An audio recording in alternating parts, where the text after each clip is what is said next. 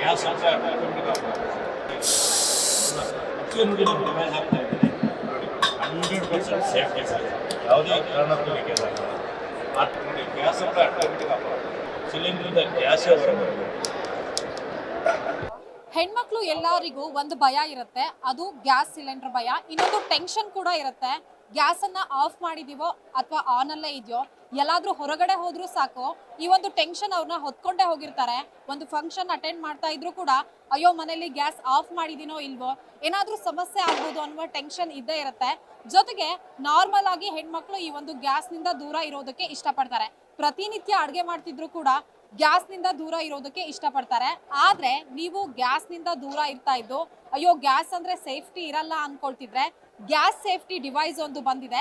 So ನಿಮ್ಮನೆ ಸಿಲಿಂಡ್ರಿಗೆ ಏನಾದರೂ ನೀವೊಂದು ಡಿವೈಸನ್ನು ಅಳವಡಿಸ್ಕೊಂಡ್ರೆ ಯಾವುದೇ ರೀತಿಯಾದಂತಹ ಸೋರಿಕೆ ಆಗೋದನ್ನ ಇದು ತಡೆಗಟ್ಟಬಹುದಾಗಿದೆ. ನೀವು ಎಲ್ಲರ ಮನೆಯಲ್ಲೂ ಕೂಡ ಒಂದು ಸಿಲಿಂಡರ್ ಇರುತ್ತೆ. ನಾರ್ಮಲ್ ಆಗಿ ನಾವೇನು ಮಾಡ್ತೀವಿ ಅಂದರೆ ರೆಗ್ಯುಲೇಟರ್ಗಳನ್ನು ಹಾಕ್ಬಿಟ್ಟು ಒಂದು ಸ್ಟವ್ ಇರುತ್ತೆ, ಅದಕ್ಕೆ ಕನೆಕ್ಷನ್ ಮಾಡಿರ್ತೀವಿ. ಆದರೆ ಈ ಒಂದು ಡಿವೈಸ್ ಏನಿದೆ, ಈ ಒಂದು ಡಿವೈಸನ್ನು ಹಾಕಿದಂತಹ ಸಂದರ್ಭದಲ್ಲಿ ಏನು ನಾವು ಈ ಒಂದು ಸಿಲಿಂಡರ್ ಇರುತ್ತೆ, ಅದಕ್ಕೆ ಈ ಒಂದು ಡಿವೈಸನ್ನು ಫಿಕ್ಸ್ ಮಾಡಿ ಆ ಬಳಿಕ ರೆಗ್ಯುಲೇಟರ್ ಇಂದ ಗ್ಯಾಸ್ ಕನೆಕ್ಷನ್ ಅನ್ನ ತೆಗೆದುಕೊಂಡಂತಹ ಸಂದರ್ಭದಲ್ಲಿ ಗ್ಯಾಸ್ ಏನಾದರೂ ಸೋರಿಕೆ ಆಗ್ತಿದ್ರೆ ಅದನ್ನು ಕೂಡ ತಡೆಗಟ್ಟಬಹುದು. ಜೊತೆಗೆ ನೀವು ಏನು ರೆಗ್ಯುಲೇಟರ್ನ ಬೆಳಗ್ಗೆ ಸಂಜೆ ಆನು ಆಫ್ ಮಾಡ್ತಾ ಇರ್ತೀರಾ, ಸೊ ಅದು ಕೂಡ ಮಾಡೋ ಅವಶ್ಯಕತೆ ಇರಲ್ಲ. ಜೊತೆಗೆ ಈ ಒಂದು ಪೈಪ್ ಏನಿರುತ್ತೆ, ಸೊ ಇದು ಕೂಡ ಎಲ್ಲಾದ್ರೂ ಲೀಕೇಜ್ ಆಗ್ತಿದ್ರೆ ಅಥವಾ ಕಟ್ ಆಗ್ತಾ ಇದ್ರೆ ಇದು ಆಟೋಮೆಟಿಕ್ ಆಗಿ ಆಫ್ ಆಗುತ್ತೆ. ಹಾಗಾದ್ರೆ ಈ ಡಿವೈಸ್ ಅಂದ್ರೆ ಏನು, ಇದ್ರ ಪ್ರೈಸ್ ಎಷ್ಟಾಗತ್ತೆ, ಸೊ ಇದು ಹೇಗೆ ಕಾರ್ಯನಿರ್ವಹಿಸುತ್ತೆ, ಇದೆಲ್ಲದ್ರ ಬಗ್ಗೆ ಮಾತಾಡೋದಕ್ಕೆ ಈ ಒಂದು ಏನು ಗ್ಯಾಸ್ ಸೇಫ್ ಇಂಡಿಯಾದ ಏನು ಮಾಲೀಕರಾಗಿರುವಂತಹ ಮ್ಯಾನೇಜರ್ ಆಗಿರುವಂತಹ ಕರುಣಾಕರ್ ಅವರು ನನ್ನ ಜೊತೆಗಿದ್ದಾರೆ. ಸೊ ನಾನು ಅವ್ರನ್ನ ಮಾತಾಡಿಸ್ತಾ ಹೋಗ್ತೀನಿ.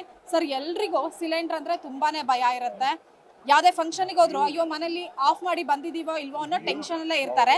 ಸೊ ಈ ಒಂದು ಡಿವೈಸ್ ಏನಿದೆ, ಇದರ ಹೆಸರೇನು, ಇದರ ಪ್ರೈಸ್ ಎಷ್ಟಾಗುತ್ತೆ, ಸೊ ಇದು ಹೇಗೆ ಕಾರ್ಯನಿರ್ವಹಿಸುತ್ತೆ? ಆಕ್ಚುಲಿ ಏನಂದ್ರೆ ಇದು ಗ್ಯಾಸ್ ಸೇಫ್ ಅಂತ. ಇದು ಆಕ್ಚುಲಿ ಮ್ಯಾನುಫ್ಯಾಕ್ಚರಿಂಗ್ ಪುಣೆ. ನಮ್ಮ ಕಂಪ್ನಿ 23 ವರ್ಷದಿಂದ ಮಾರ್ಕೆಟ್ನಲ್ಲಿ ಇದ್ದೀವಿ. ಇದಕ್ಕೆ department of explosive government of India ಅವರು ಸರ್ಟಿಫೈಡ್ ಪ್ರಾಡಕ್ಟ್ ಇದು ಜಸ್ಟ್ ಏನಂದರೆ ಇದು ಹಾಕೋದ್ರಿಂದ ಎಲ್ಲೇ ಲೀಕೇಜ್ ಆದರೆ ಆಟೋಮೆಟಿಕ್ ಆಗಿ ಆಫ್ ಆಗುತ್ತೆ. ಇದ್ರ ಪ್ರೈಸ್ ಅಂದರೆ MRP 4500. ಆ್ಯಕ್ಚುಲಿ ಮಾರ್ಕೆಟ್ನಲ್ಲಿ 2000 to 2500 ಮಾರ್ತಾ ಇದ್ದಾರೆ ನಮ್ಮ ಡೀಲರು. ಇಲ್ಲಿ ಏನಂದರೆ ಇದು ಕೃಷಿ ಮೇಳ ಅಂತ ರೈತರಿಗೆ ಅನುಕೂಲ ಆಗಲಂತ ನಾವು ಇಲ್ಲೊಂದು ಬೆಸ್ಟ್ ಪ್ರೈಸ್ ಕೊಡ್ತಾ ಇದ್ದೀವಿ. ಇಲ್ಲಿ 1600 to 1800 ವರೆಗೂ ನಾವು ಕೊಡ್ತಾ ಇದ್ದೀವಿ.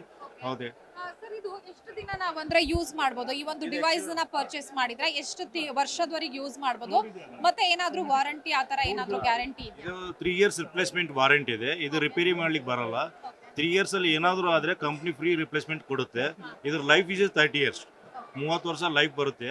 ಇದು ಯಾವುದೇ ರೀತಿಯಾದಂಥ ಡ್ಯಾಮೇಜ್ ಅದು ಆಗಲ್ಲ. ಅದು ಬೈ ಚಾನ್ಸ್ ಆದರೆ 3 ವರ್ಷಗಳಿಗೆ ಏನೇ ಆದರೂ ಪೀಸ್ ಟು ಪೀಸ್ ರಿಪ್ಲೇಸ್ಮೆಂಟ್ ಸಿಗುತ್ತೆ.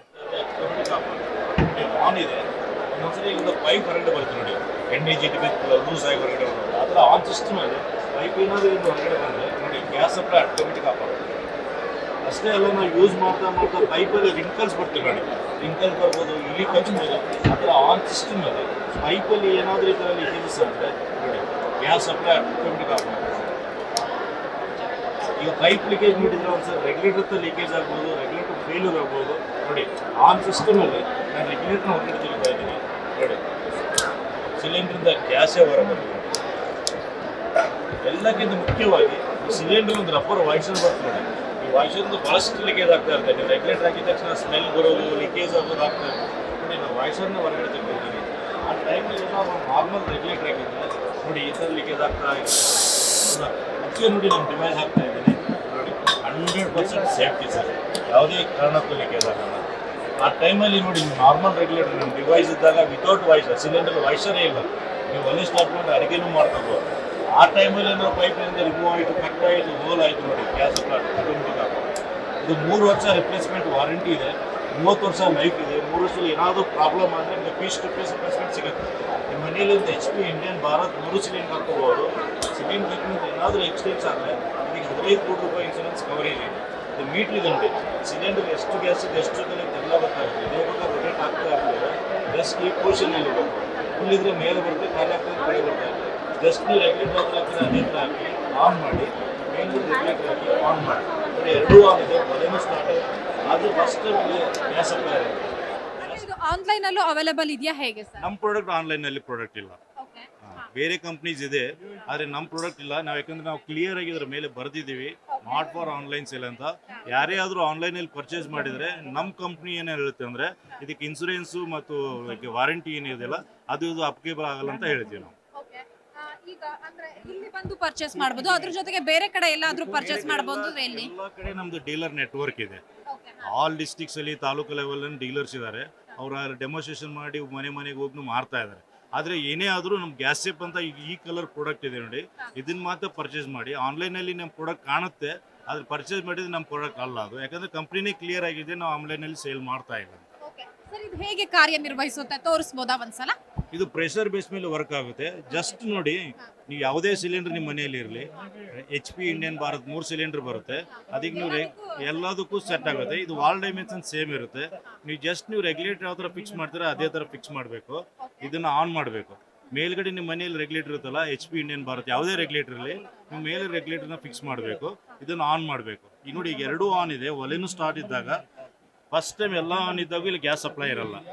ಗ್ಯಾಸ್ ಸಪ್ಲೈ ಆಕ್ಟಿವೇಟ್ ಮಾಡ್ಬೇಕಂದ್ರೆ ಈ ಮೀಟರ್ ಇದೆ ನೋಡಿ, ಇಲ್ಲಿ ಕಾಣ್ತಾ ಇದೆ ನೋಡಿ, ಇದು ನೀಡಲ್ ಕೆಳಗಡೆ ಇದೆ, ಮುಳ್ಳು ಕಾಣ್ತಾ ಇದೆ. ಇನ್ನು 2 ಸಲ ಪ್ರೆಸ್ ಮಾಡಬೇಕು. ಪ್ರೆಸ್ ಮಾಡಿದಾಗ ನೋಡಿ ಗ್ಯಾಸ್ ಪ್ರೆಷರ್ ಇಂಡಿಕೇಟ್ ಮಾಡುತ್ತೆ, ಮತ್ತೆ ಗ್ಯಾಸ್ ಸಪ್ಲೈ ಆಕ್ಟಿವೇಟ್ ಆಗುತ್ತೆ. ಅವಾಗ ಇಲ್ಲಿ ನಾವು ಫಸ್ಟ್ ಈ ಒಂದು ಡಿವೈಸ್ ಅನ್ನ ಫಿಕ್ಸ್ ಮಾಡಿದಾಗ ಮತ್ತೆ ಸಿಲಿಂಡರ್ ಹೊಸದಾಗಿ ತಂದಾಗ ಇದನ್ನ ಮಾಡ್ಬೇಕಾಗುತ್ತೆ. 2 ಸಲ ಪ್ರೆಸ್ ಮಾಡಬೇಕಾಗುತ್ತೆ.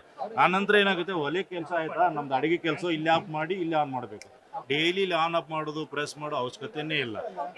ಸಿಲಿಂಡರ್ ಖಾಲಿ ಆಗುತ್ತಲ್ವ, ನಾವು ಚೇಂಜ್ ಮಾಡುವಾಗ ಮಾತ್ರ ಈ ನಾಬ್ ನೋಡಿ, ಈ ಡಿವೈಸ್ ಒಂದು ನಾಬ್ ಬರುತ್ತೆ ರೆಗ್ಯುಲೇಟರ್ ಥರನೇ. ಇದನ್ನ ಆಫ್ ಮಾಡಿಕೊಂಡು ಇದರ ಹೊರಗಡೆ ತೆಗೆದು ಮತ್ತೆ ಹೊಸ ಸಿಲಿಂಡರ್ ಬಂದಾಗ ಈ ಥರ ಫಿಕ್ಸ್ ಮಾಡಿ ಆನ್ ಮಾಡಿ 2 ಸಲ ಪ್ರೆಸ್ ಮಾಡಿದ್ರೆ ಆಯ್ತು.